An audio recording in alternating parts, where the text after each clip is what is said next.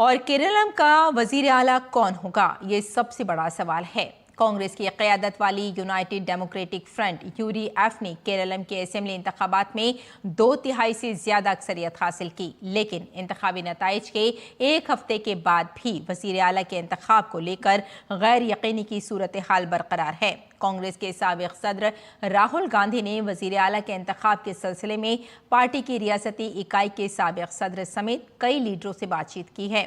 Party کے senior leader کے مرلی دھرن کا کہنا ہے کہ وزیر اعلیٰ کے نام کا اعلان منگل یا بدھ کو کیا جا سکتا ہے۔ ذرائع کے مطابق راہل گاندھی نے کانگریس پارلیمانی پارٹی کی سربراہ سونیا گاندھی کی رہائش گاہ پر منعقد میٹنگ میں ریاستی کانگریس کمیٹی کے سینئر لیڈروں کے ساتھ چیف منسٹر کے انتخاب پر تبادلہ خیال کیا۔ کانگریس کمیٹی کے جنرل سیکریٹری کے سی وینو گوپال، وی ڈی ستیشن اور جو پچھلی اسمبلی میں اپوزیشن لیڈر تھے اور سینئر لیڈر رمیش چنیتھلا کو وزیر اعلیٰ کے عہدے کے لیے اہم دعویدار سمجھا جاتا ہے۔